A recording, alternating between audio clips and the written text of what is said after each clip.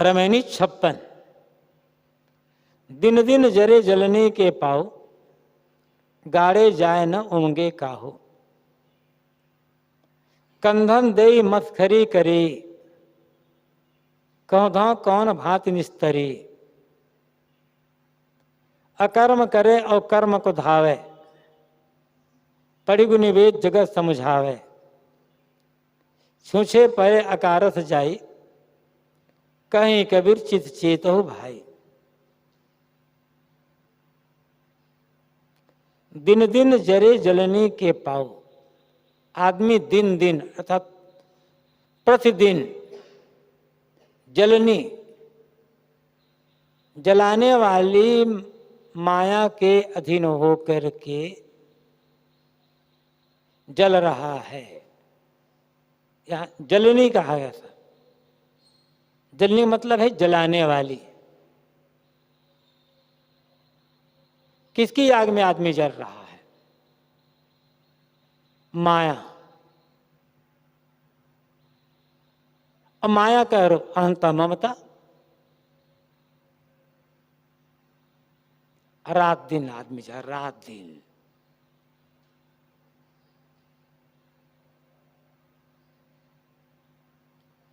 इस जलने के लिए साहब ने माया के लिए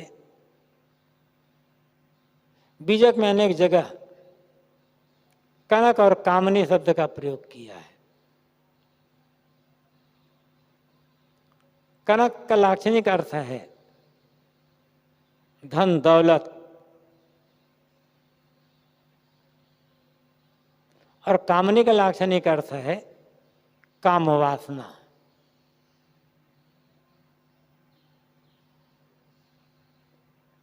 जितना आदमी बाहर चीजों को बटोरने में लगेगा उतना जलेगा, और आदमी में जितनी वासना होगी उतना जलेगा। माया के भोग में से शांति किसको मिली है? धोखा होता है, भ्रम होता है। जितना हम भोगों को भोगते जाएंगे उतना हमें शांति मिलती जाएगी। अशांति का कारण ही वही है।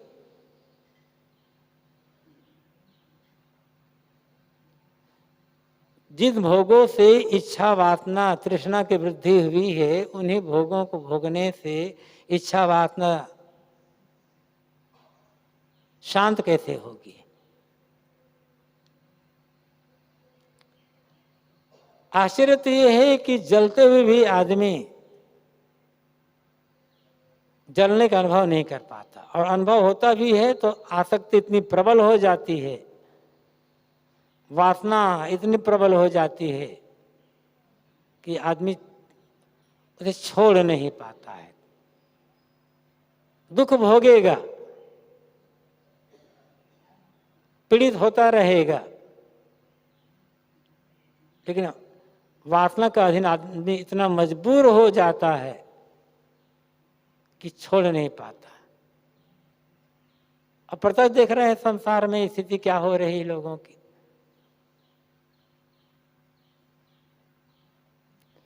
तो जलनी है माया। और माया अमुक अमुक माया ऐसा नहीं कहा जाता। जो भी आदमी को भटका दे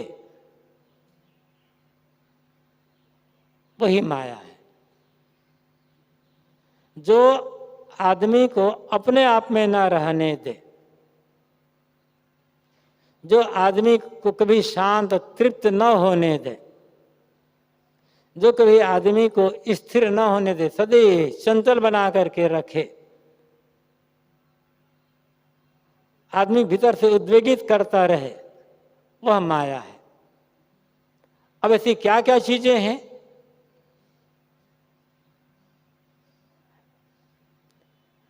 अंदर के जो विचार है, जिस विचार के आने पर, जिस चिंतन के आने पर, जिस याद के आने पर मन उद्वेगित हो जाए, व्याकुल हो जाए, चंचल पीड़ित हो जाए, वो चिंतन वो विचार भी माया है। अब बाहर के प्राणी पदार्थ जिनकी संगत से वासना उत्पन्न हो, मन में चंचलता उत्पन्न हो, उद्वेग उत्पन्न हो, जिनके संगत से आदमी अपने आप में रह ना पाए, वो सब माया है। और जितनी माया बढ़े उतने आदमी चलेगा। पाओ आपको माया की अधीनता।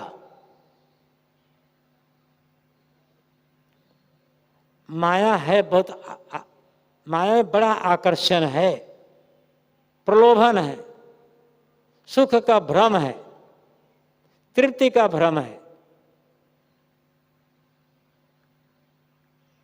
और इसी भ्रम के कारण से आदमी माया में उलझता चला जाता है, उलझता चला जाता है। और उलझते उलझते इतना उलझ जाता है, फिर पीछे लौटना, उससे बाहर निकलना कठिन हो जाता है। ये तो आप कहते हैं गाड़े जाए, ऐसा लगता है आदमी को मान लो कोई से जबरदस्ती गाड़ता चला जा रहा है।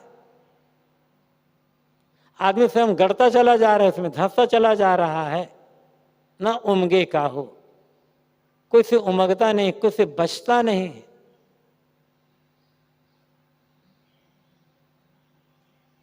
कोई नहीं बचता का तात्पर्य है कोई बिरला बचता है।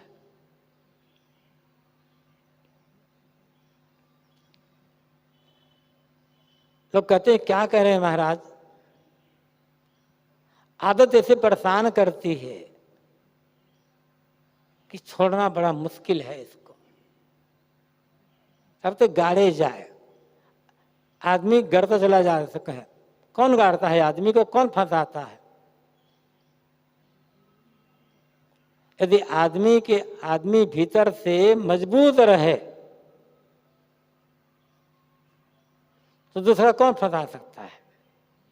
प्रेरणा देने वाले मिलेंगे, लेकिन हमारे भीतर कमजोरी होगी तभी हम भटक पाएंगे। जबरदस्ती को किसी को भटका नहीं सकता है। लेकिन माया की प्रबलता, माया का आकर्षण इतना जबरदस्त है कि आदमी उम्र बढ़ती चली जाती है, धंसता चला जाता है। उम्र बढ़ती गई, तृष्णा बढ़ती गई, मोह बढ़ता गया। इसलिए साहब ने कहा है ना, तन के वृद्ध कहा भव और मनवा अझुवारो हो। पगले शरीर के बूढ़ा होने से क्या होता है, मन तो आज भी बालक बनकर उछल रहा है। आज भी मन वैसा का वैसा चंचल बना हुआ है। एक बार उसमें माया का अधीन हुआ तो निकलना मुश्किल। लेकिन आपको न होंगे का कोई उमगता नहीं है, कोई बचता नहीं है। अधिकता की दृष्टि से साहब कहते हैं बचने वाले हैं, लेकिन बहुत कम, बिरले बिरले लोग बचते हैं। बचते कौन है? जो सावधान रहता है, जिसे अच्छी संगत मिल गई, सच्चा बोध मिल गया और जो सावधान हो गया वही बच गया। दृढ़ निश्चयता जिसके अंदर है वो आदमी बच जाता है। कंधन दई मस्खरी करी, कौधों कौन भांति निस्तरी। साहब कहते हैं अनेक स्त्री पुरुष कंधे कंधे मिला के दूसरे के साथ आलिंगन करते हैं और हंसी मजाक करते रहते हैं। भले साहब कहते हैं कहो इनका विस्तार कल्याण कैसे होगा। आज आते साहब तो क्या कहते, आज से 550 साल पहले साहब कह रहे हैं कि युवक युवती स्त्री पुरुष कंधे से कंधे मिलाकर एक दूसरे से का आलिंगन कर रहे हैं, हंसी मजाक करते रहते हैं। और आज तो और स्थिति है, 550 साल पहले साहब कहते हैं और आज आते तब तो और क्या कहते साहब। ये ठीक है कि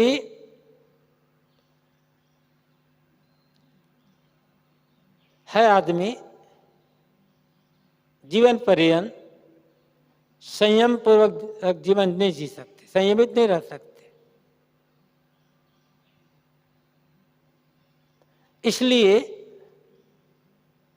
विवाह की प्रथा चलाएगी कि आदमी संयमित होकर के एक स्त्री एक पुरुष के साथ जीवन व्यतीत करे।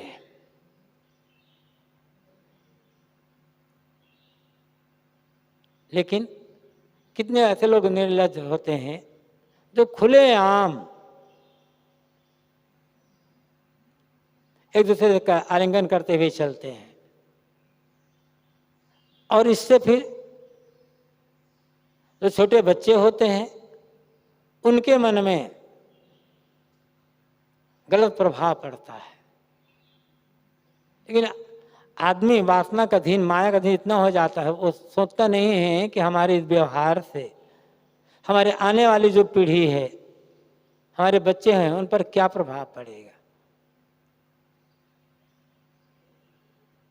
कितने ही ऐसे माता पिता हैं कि जो अपनी कामुक प्रवृत्ति के कारण अपने बच्चों से उपेक्षित हो जाते हैं। उम्र बढ़ने के साथ साथ ये वासना घटना चाहिए, लेकिन और बढ़ती चली जाती है, और जब वासना अधिक बढ़ जाती है तो आदमी फिर लोक मर्यादा को भी छोड़ देता है। अकर्म करे और कर्म को धावे। अकर्म, अकर्म का अर्थ होता है कर्म रहित होना, किंतु यहां अकर्म का अर्थ है बुरे कर्म, दूषित कर्म, गलत कर्म।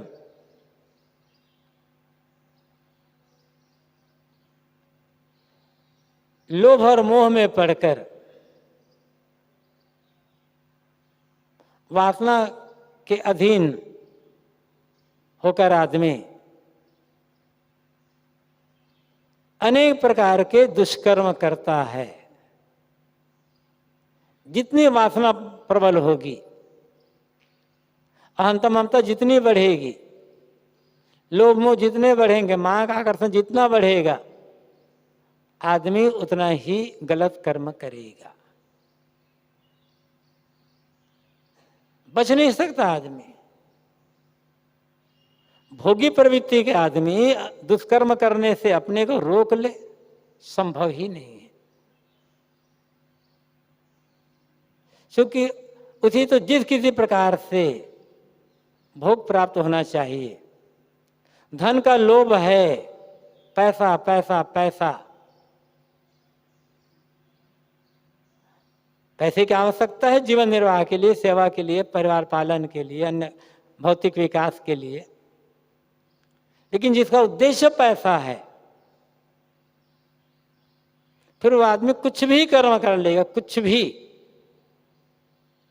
फिर उसके लिए रिश्ते नाते का कोई मतलब नहीं रह जाता है। ऐसे मोह से जहां मोह बनेगा, जहां इंद्रियों का भोग चाहेगा आदमी, वहां दुष्कर्म होना ही होना है। तो सदगुरु कहते हैं कि वासना माया के अधीन होकर आदमी इसकी पूर्ति के लिए अनेक प्रकार के दुष्कर्म करते रहते हैं, किंतु कर्म को धावे, चाहते हैं हमें अच्छा फल मिले। सुकर्मों का फल, सद्गुण फल मिले, पुण्य कर्मों का फल मिले, तो कैसे होगा।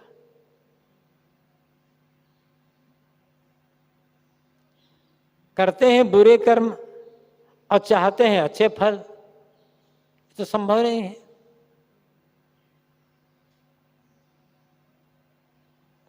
आदमी लोभ मोह वासना माया के अधीन होकर के पाप पर पाप करता चला जाता है, और मंदिर में जाकर के क्षमा मांग रहा है। भगवान शांति देना, सुख देना, प्रसन्नता देना, ये सब क्या है? मंदिरों में जो बड़ी बड़ी लाइन लगी हुई है, क्यों? कि भगवान हमारे पाप को काट दे और हमें सुख शांति आनंद प्रसन्नता दे, इसलिए।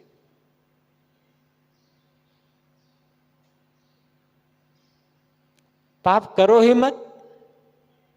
मंदिर जाकर के किसी से क्षमा मांगने की या किसी से याचना करने की आवश्यकता ही नहीं है।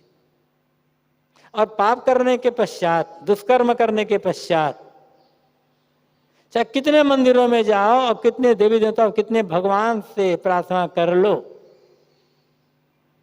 उन दुष्कर्मों का फल भोगना ही पड़ेगा। कोई भगवान, कोई देवता काट नहीं पाएगा। जिन्हें भगवान और देवता कहा गया और जिनके मंदिर में जाकर के आदमी पाप कर्मों से बचने के लिए विनय वंदना प्रार्थना करता है, भेंट चढ़ावा देता है, वो देवता, वो भगवान भी अपने पाप कर्मों को नहीं काट पाए। उन्हें भी अपने पाप कर्मों का फल भोगना पड़ा। तो हमारे पाप कर्मों के फल को कैसे काट पाएंगे? वो कैसे वो क्षमा कर देंगे? लेकिन आदमी यही चाहता है, हम उल्टा सीधा जो कुछ भी करते रह जाएं, किंतु परिणाम में हमें अच्छा फल मिले, स्वर्ग मिले, सुख मिले, आनंद मिले। लेकिन ये होने वाला है नहीं।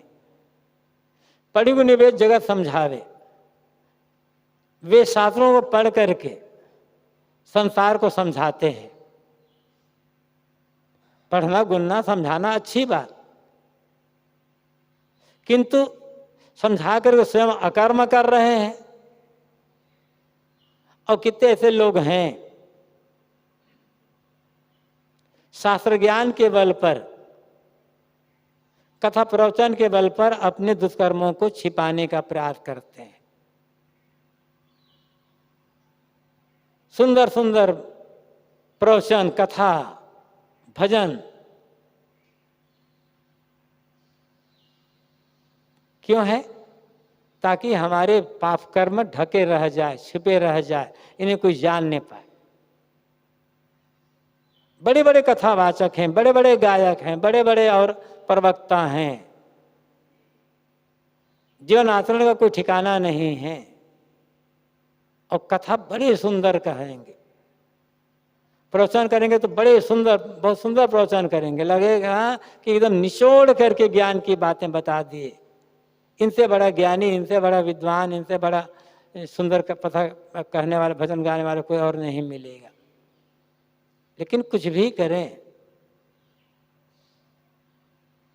दुष्कर्मों का फल तो भोगना ही पड़ेगा, कोई काट पाएगा ही नहीं। किसी का ना कटा है ना कटेगा। शास्त्र को पढ़ना पढ़ाना अपनी जगह पर अच्छा है, उनकी आवश्यकता है, लेकिन शास्त्र ज्ञान के बल पर हम अपने दुष्कर्मों को ढकने का प्रयास करें तो अपने को धोखा देना है, अपने पैर पर ही कुल्हाड़ी मारना है। भक्ति करना, भजन करना, त्याग करना, तप करना, साधना करना सबकी आवश्यकता है, लेकिन क्यों? भक्ति, भजन, त्याग, कथा प्रवचन करते हुए भी यदि अकर्मों का, दुष्कर्मों का त्याग नहीं हो पा रहा है तो दूसरों के लिए गलत आदर्श तो प्रस्तुत कर ही रहे हैं, अपने लिए नरक जाने का रास्ता बना रहे हैं, अपने पैर पर कुल्हाड़ी मार रहे हैं। पहले भी होता रहा है, आज भी हो रहा है, आगे भी ये होगा। ये वेद शास्त्रों को पढ़ना, कथा प्रवचन करना एक भी काम नहीं आएगा, चाहे वो साधु कहलाने वाला कर रहा हो या कोई गृहस्थ कहलाने वाला कर रहा हो। दोनों के लिए अकर्मों का त्याग आवश्यक है और शुभ कर्मों का संपादन आवश्यक है। अंत में होता क्या है? तमाम शास्त्रों को पढ़ते रहे, कथा प्रवचन करते रहे और साथ साथ दुष्कर्मों को भी करते चले रहे, बुरे कर्म भी करते रहे, उनका त्याग नहीं हुआ तो परिणाम क्या होगा? छूछे परे अकारत जाई, अंत में खाली हो गया, जीवन व्यर्थ चला जाता है। वेदशास्त्र पढ़ना, कथा प्रवचन करना और भक्ति भजन करना, ये सब व्यर्थ हो गए। फिर कोई काम नहीं आएगा उस समय। छूछे परे, अंत में सबको खाली हाथ चला जाना है। खाली हाथ तो जाना है, लेकिन दुष्कर्मों का परिणाम तो भोगना ही भोगना पड़ेगा। साहब क्यों कहते हैं अकारत जाए? जो माया में के पीछे दौड़ते रहे, माया का संग्रह उपभोग ही जिनके जीवन का लक्ष्य रहा, अंत में वो भी खाली हाथ चले गए, उनका जीवन व्यर्थ चला गया, कुछ हाथ आया नहीं। और जो लोग शास्त्रों को पढ़ते पढ़ाते रहे, कथा प्रवचन करते रहे, भक्ति भजन करते रहे और साथ साथ जीवन में दुष्कर्म भी चलते रहे, तो उनका जीवन भी व्यर्थ गया, वो भी खाली हाथ चले गए, कुछ काम आया नहीं। इसलिए साहब कहते हैं कहीं कबीर चेत चेत हो भाई। साहब कहते हैं भाई चित्त में सावधान हो जाओ, चेत करके देखो कि तुम्हारा है क्या और तुम्हें ये मानव जीवन मिला क्यों है। यदि मनुष्य चेत नहीं पाएगा तो अन्य प्राणियों के लिए संभावना ही कहाँ है। तो आप कहते हैं चित्त चेत हो, चित्त में चेत जाओ, देखो अच्छी तरह से सोचो विचारो कि तुम्हारा है क्या और तुम्हें करना क्या है।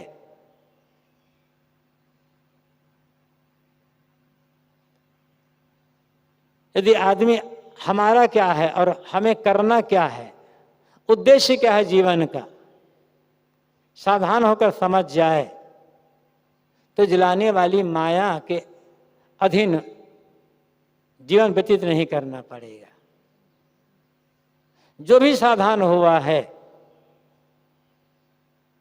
वो माया का अधीनता से मुक्त हो गया और उसी का जीवन ही सार्थक हुआ। और जो सावधान नहीं रहा, लोभ मोह में पड़ा रहा, उसका जीवन तो अकारत ही होगा। कितना पढ़ा लिखा, कितना क्या बटोरा और कितना दिन क्या कहा, ये सब व्यर्थ होना है। इसलिए तो आप कहते हैं सावधान। इसलिए कहा गया कि सावधानी ही साधना है। जो सावधान हो गया, चाहे वो थोड़ी उम्र का व्यक्ति हो, चाहे बड़ी उम्र का व्यक्ति हो, चाहे अनपढ़ हो, चाहे विद्वान हो, चाहे साधु हो, चाहे गृहस्थ, चाहे स्त्री हो या पुरुष, जीवन उसी का सार्थक हुआ है जो निरंतर साधा रहा, निरंतर सावधानी पूर्वक काम करता रहा, हर जगह सावधान। साहब ने कहा कि फहम आगे, फहम पाछे, फहम दाहिने डेर, फहम पर जो फहम करे सो फहम है। आगे पीछे दाएं बाएं सब समय सब तरफ से जो सावधान रहा है वही माया से मुक्त हुआ और उसी का मानव जीवन पाना सार्थक हुआ। एक चेतावनी है हमारे लिए सदगुरु कबीर की। देख लो जो भी माया का दिन में हुआ उसकी क्या दशा हो रही है। अभी तो तुम माया से मुक्त हो, आकर्षण है, उसे फंसने के पहले देख लो कि जो माया में पड़े हुए हैं कैसे, कितना उन्हें सुख मिला और किस प्रकार से वे जल रहे हैं। यदि सावधान होकर देख ले तो माया की अधीनता से आदमी मुक्त हो जाएगा। इसलिए तो आपको चित्त में चेत जाओ, चित्त में चेत सावधान होकर के देखो। थोड़ी सा सावधानी हुई कि माया चारों तरफ से घेर लेती है। हजूर कहते हैं असावधानी मत करो, जो कुछ करना है सावधानी पूर्वक करते चलो, तो फिर इसी जीवन में तुम माया की अधीनता से पूरे तरह मुक्त हो सकते हो और तुम्हारा सब कुछ करना सार्थक हो सकता है।